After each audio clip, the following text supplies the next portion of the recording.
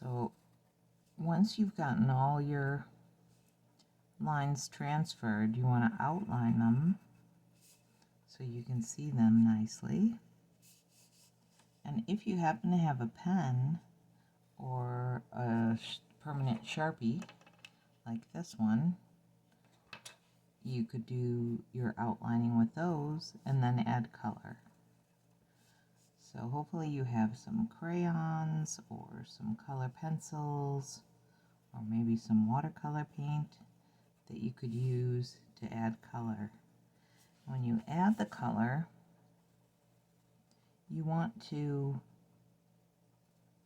make all one letter the same color. So like all the A's might be blue, and all the R's could be red, and all the T's might be green.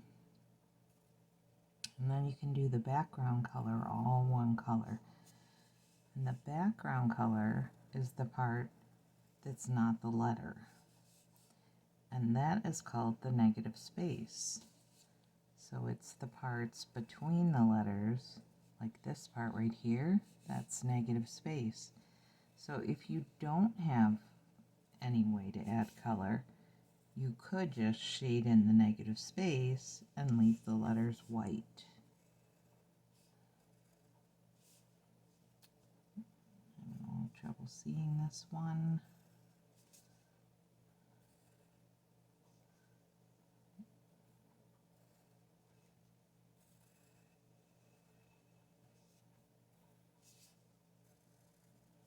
And then I just have the T's to do. Just do the T.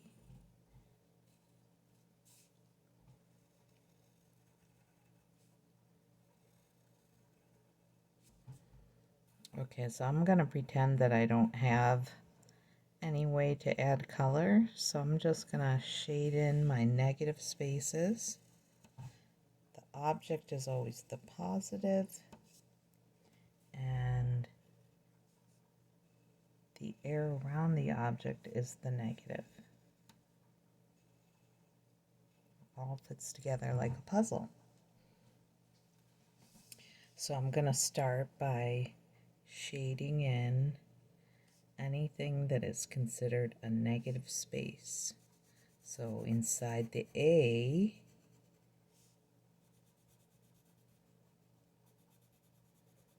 all of this gets shaded in with the pencil.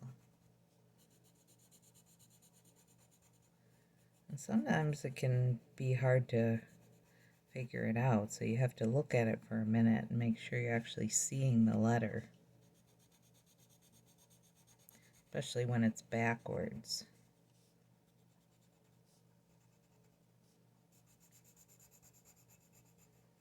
Now, if you have colors, you could do, you could do all your background color purple or orange or whatever color you want. One of the things you can also do is you can blend this so that it doesn't look so streaky. And you can do that with your finger, but then your finger gets dirty. Or you can do it with a tissue. I'm going to do it a little bit with my finger. I like doing it with a tissue because it seems like it blends better.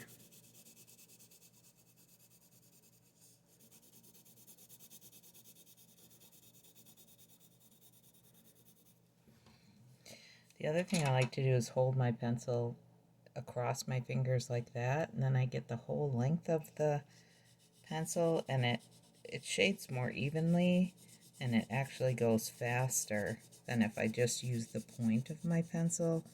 If I hold my pencil upright, like when I'm writing in English class or in math class, I'm really only getting the point, and that's how I was doing it in the beginning, but mostly because the center was pretty tiny, and if you go over, erase it, it gets in the letter.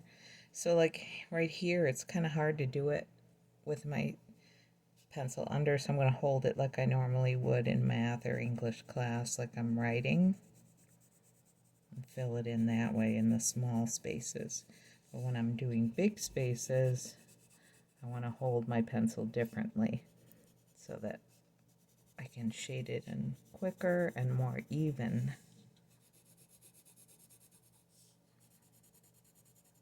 So you can see how you can lose the feeling of the idea of the letters, and you start to see it as the radial design. And it works from the center out. Radial designs begin in the middle and work their way out.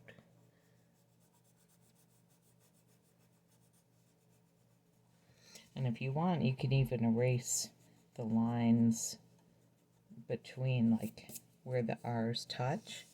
If you want to make it look more like a design, you could completely get rid of those pencil lines.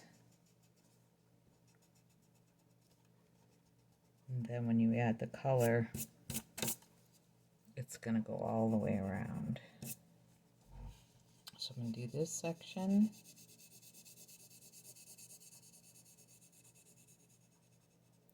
And I want to show you what it looks like if I blend it with the tissue instead of my finger.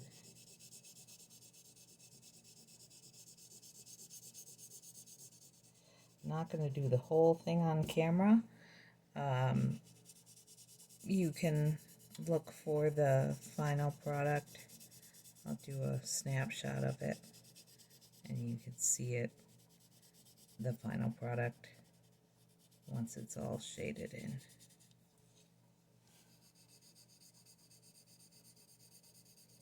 Okay, I'm going to grab a tissue real quick.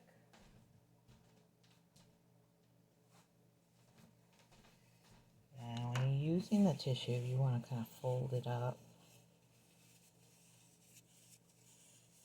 so it's small.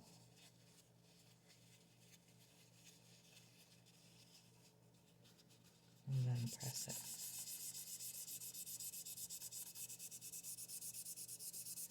And it blends all the streaky lines together.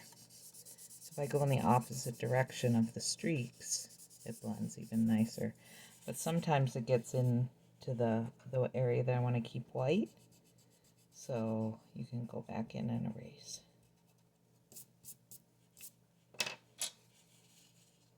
And you can unfold it and find a new section and go through and blend all of it.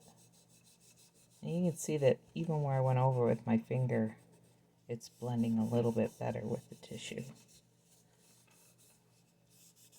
But again, it does muddy these areas a little bit. So when you're finished, take your phone or your Chromebook, take a picture, try and get it straight so that your picture is parallel to the camera, and then upload it to Google Classroom. I hope you have fun.